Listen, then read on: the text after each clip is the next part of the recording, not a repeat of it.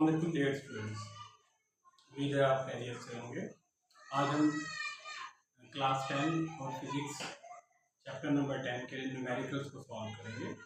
जैसे मैंने last video में आपसे डिस्कस किया था कि जब हम किसी भी चैप्टर के न्यूमेरिकल को सॉल्व करते हैं तो उस चैप्टर के न्यूमेरिकल्स को सॉल्व करने से पहले हम उस चैप्टर के टॉपिक्स को स्टडी करते हैं और उस टॉपिक से रिलेटेड जो फार्मूलाज या जो हमारे पास मैथमेटिकल फॉर्मूला होती है वो हमारे माइंड में होनी चाहिए। और न्यूमेरिकल्स को सॉल्व करते वक्त हम उनको 3 स्टेप्स में सॉल्व करते हैं। सबसे पहले हम स्टेटमेंट को केयरफुली रीड आउट करते हैं। जब हम स्टेटमेंट को केयरफुली रीड आउट कर लेते हैं तो उसके बाद हम वहाँ से बेसिक इंफॉर्मेशन गेन करते हैं। वो इंफॉर्मेशन 3 स्टेप्स की होती है। First of all given data, second to find कि हमने फाइंड आउट क्या करना है, एंड थर्ड सॉल्यूशंस, और फिर हम उस फार्मूले को यूज करते हैं जो गिवन और टू फाइंड के साथ हम अटैच करते हैं। तो लेट्स सी कि हम चैप्टर नंबर 10 के न्यूमेरिकल्स को कैसे सॉल्व करते हैं। Chapter number 10 as you know that इसका नेम है सिंपल हार्मोनिक मोशन, और उसमें जितने भी टॉपिक्स हैं उस टॉपिक से रिलेटेड मैथमेटिकल फॉर्म और फार्मूले हैं। अकॉर्डिंग टू दैट हम उसको सॉल्व करते हैं। फर्स्ट न्यूमेरिकल की तरफ चलते हैं, विच इज 10.1। इसमें अगर हम स्टेटमेंट को फॉलो करें, according to the statement the time period of simple pendulum is 2 second. आपको एक सिंपल पेंडुलम है उसका टाइम पीरियड गिवन है, तो टाइम पीरियड को स्मॉल टाइम या स्मॉल टी जो है इसमें डिफरेंस होता है। जनरल टाइम जो होता है उसको स्मॉल टी से रिप्रेजेंट करते हैं, जो कैपिटल टी यूज करते हैं तो हम टाइम पीरियड की यूज करते हैं। एक तो इसमें टाइम पीरियड गिवन है। सेकेंड, अब आगे उन्होंने कहा कि टू फाइंड क्या करना है हमने, what will B its length on अर्थ। यानी अगर आपके पास जो पेंडुलम है जिसका टाइम पीरियड 2 सेकेंड है, अगर वो अर्थ पर है तो उसकी लेंथ क्या होगी, what will B its length on earth. And second, what will B its length on moon, कि अगर हम इसी पेंडुलम्स को मून पर लेके जाएं तो अकॉर्डिंग टू मून ग्रेविटी जो है उसका टाइम पीरियड 2 सेकेंड ही है, बट वहाँ लेंथ कितनी होगी उस पेंडुलम। तो अब अकॉर्डिंग टू दैट जो गिवन है, इस सिचुएशंस के अकॉर्डिंग जो हम इस स्टेटमेंट से जो इंफॉर्मेशन आई है हमारे पास, सबसे पहले तो वो हम उसकी गिवन इंफॉर्मेशंस को in the form of first step में गिवन डाटा नोट करते हैं। तो जो गिवन डाटा है हमारे पास वो अकॉर्डिंग टू द स्टेटमेंट क्या है, the time period of simple pendulum is 2 second. तो ये सबसे पहले तो हम इसको गिवन डाटा को लिखेंगे, इसको हम गिवन भी कहते हैं और गिवन डाटा भी कहते हैं। That is first time period,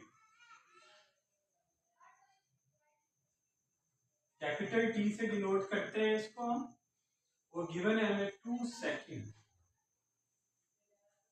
जब 2 सेकेंड गिवन है हमें तो उसके बाद हमें कहा गया कि what will be the length on the earth and what will be length on the moon. और कंडीशन दी है, if gm small g gravitational acceleration of moon is equal to ge/6, यानी जो अर्थ की ग्रेविटेशनल है जिसको हम क्लास 9 में ऑलरेडी स्टडी कर चुके हैं, तो जो आपके पास ग्रेविटी ऑफ अर्थ है, ग्रेविटेशनल एक्सेलरेशन है which is 10 metre per second square, और ग्रेविटी ऑफ मून जो है that is 10/6, that is equal to 1.667 second. तो ये राउंड ऑफ करने से आपके पास ये वैल्यूज आ जाती है।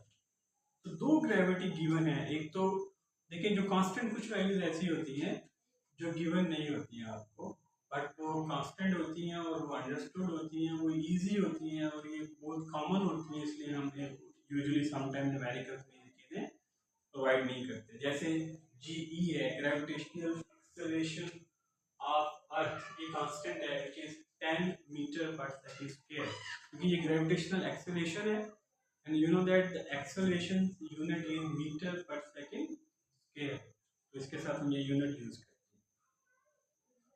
ये आपके पास गिवन सिचुएशन है इस गिवन सिचुएशन के अकॉर्डिंग हमने फाइंड आउट किया।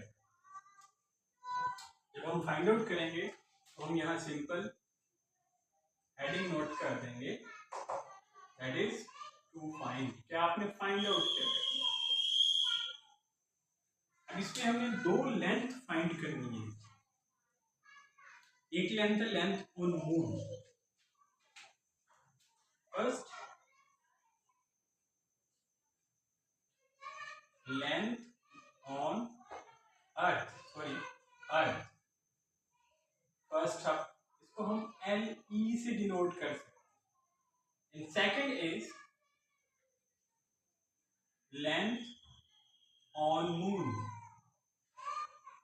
इसको हम स्मॉल LM से रिप्रेजेंट करेंगे। ये दो वो क्वांटिटीज हैं जो आपने फाइंड आउट कर, लेंथ ऑन अर्थ। और थर्ड स्टेप में हम इसका सॉल्यूशंस फाइंड आउट करेंगे।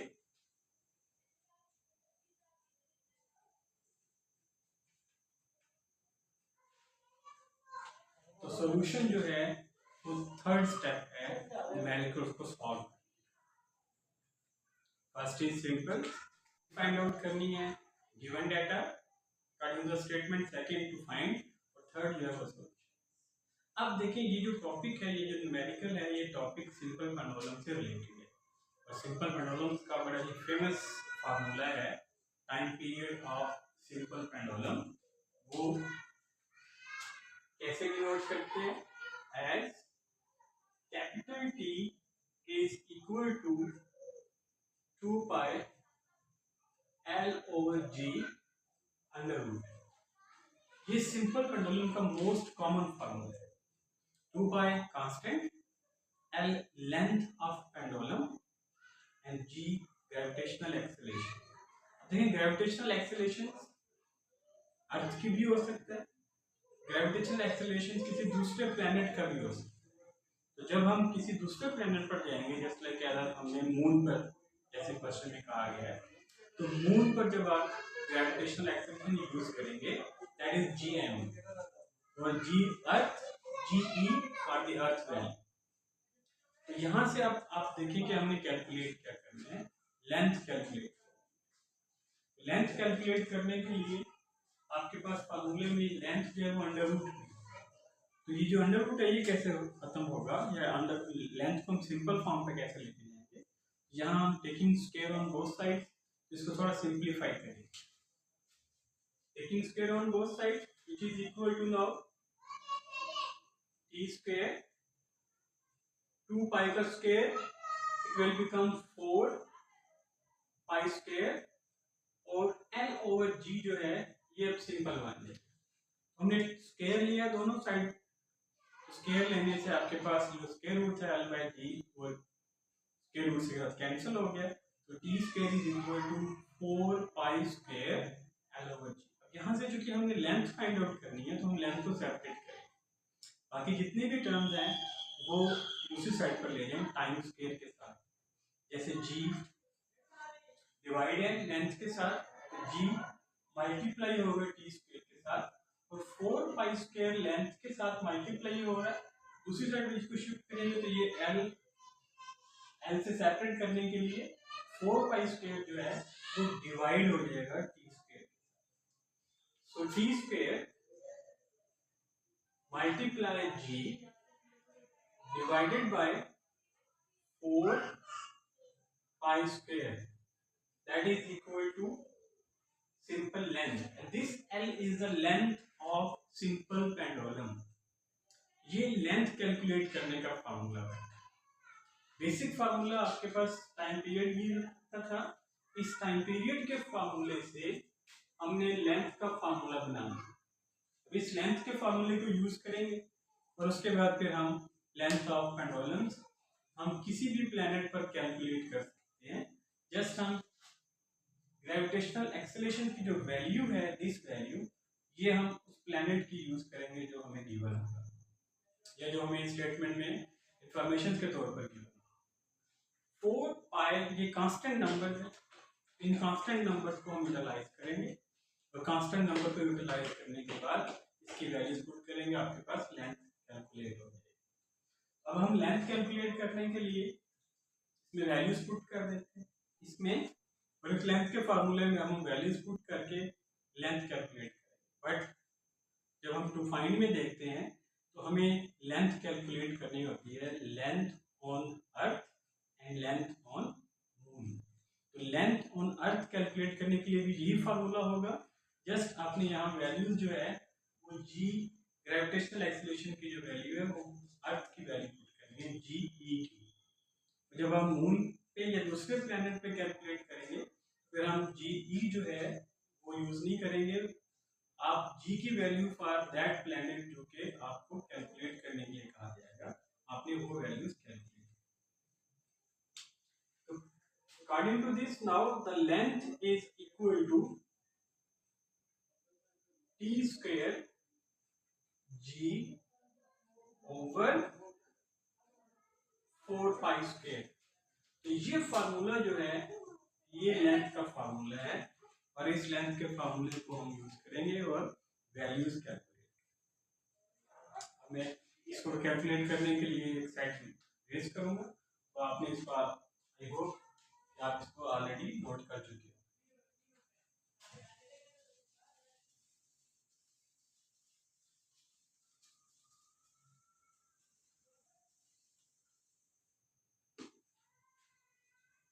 तो first part is length on अर्थ, तो इसको हम यूज करेंगे एल ई। इस फार्मूले को हमने यूज करना है, इस फार्मूले को length on earth time square gravity of earth over 4 pi square. इसमें वैल्यूज पुट कर दें। टाइम पीरियड आपके पास 2 सेकंड है, 2 second square. Gravity of earth is 10, that is 4, and pi 3.1414 square, or you can say 22/7 square. So length on earth will become, after calculation 2 square is equal to 4, so 4 se cancel, it will become 10 by 3.14 square। जब आप इसका square लेके इसको 10 पे divide करेंगे तो answer जो है वो राउंड ऑफ करने से approximately 1.02 second. So length on earth वो आपके पास सिंपल कन्वर्जेंस का आ गया, that is equal to 1.02 metre. Sorry, ये 1.02 मीटर आपके पास। सेकेंड पार्ट में लेंथ ऑन मून है। लेंथ ऑन मून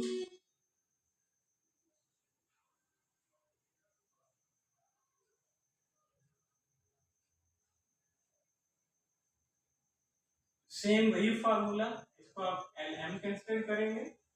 ये लेंथ का फार्मूला ये एल एम बन जाएगा, T square time period same रहेगा, मल्टीप्लाई जो जी है ये ग्रेविटेशनल एक्सेलरेशन ऑफ मून, बाकी कांस्टेंट 4 पाई स्क्वायर ये भी सेम है। After value putting the values 2 square और जी 1.667 ग्रेविटी ऑन मून और 4 pi square, 4 is same constant, similarly 3.14 square. तो इसकी सर सिमिलरली 2 स्क्वायर 4 है, तो ये इससे कैंसिल, इसको इस पे डिवाइड 3.14 का स्क्वायर लेकर अब आप इसको सॉल्व करेंगे तो ऑटोमेटिकली जो है तो लेंथ आपके पास आ जाएगी, दैट इज 0.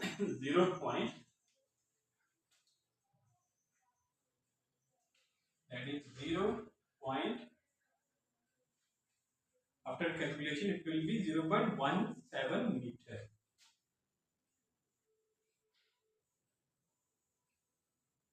तो ये आपके पास लेंथ, इन दोनों लेंथ को अगर हम कंपेयर करें, this is a length on earth, same simple pendulum, this is a length on moon वहाँ लेंथ जो आ रही है that is 0.17 metre, only 0.17 metre, और हियर इज 1.02 मीटर। तो ये अकॉर्डिंग टू दैट फार्मूला अगर आप देखें,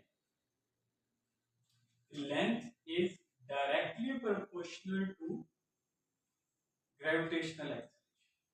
अगर ग्रेविटेशनल एक्सेलरेशन ग्रेटर है तो लेंथ भी ग्रेटर होगी। ग्रेविटेशनल एक्सेलरेशन ऑन मून जो है वो कम है, वहां लेंथ भी कम आ रही है। ग्रेविटेशनल एक्सेलरेशन ऑन मून जो है वो earth as compare to earth 6 times less है। अर्थ पर जो ग्रेविटेशनल एक्सेलरेशन है अर्थ का विच इज 10 मीटर पर सेकंड स्क्वायर, और जो मून पर ग्रेविटेशनल एक्सेलरेशन है मून का GM that is only 1.667, round off करें तो 1.6 या 1.7 जो है मीटर पर second square. It's not as compare to earth 10 और मून पर ओनली 1.7, राउंड ऑफ करने से अगर आप 2 भी कंसीडर कर सकते हैं तो, but it is exact value is 1.667 because it's a 6 times less on the surface of moon as compared to the earth. अर्थ पर जो ग्रेविटेशनल एक्सेलरेशन है वो 10 है, 10/6 कर लें तो आपके पास मून की ग्रेविटेशनल एक्सेलरेशन आ जाएगी। This is the first 10.1 numerical जिसमें हमने लेंथ सिंपल पेंडुलम्स की, जिसका टाइम पीरियड हमें 2 सेकंड गिवन था, लेंथ कैलकुलेट की, length on earth and similarly length on moon. तो लेंथ कैलकुलेट करने के लिए हम बेसिक फार्मूला टाइम पीरियड का ही यूज करेंगे। ये लेंथ जो है ये आप किसी भी प्लैनेट्स पर किसी भी पेंडुलम्स की कैलकुलेट कर सकते हैं जिसका टाइम पीरियड गिवन हो, तो आप उसकी लेंथ कैलकुलेट कर सकते हैं। बाकी फैक्टर्स जो है वो कांस्टेंट है, उस अकॉर्डिंग टू दैट प्लैनेट आप उसको यूटिलाइज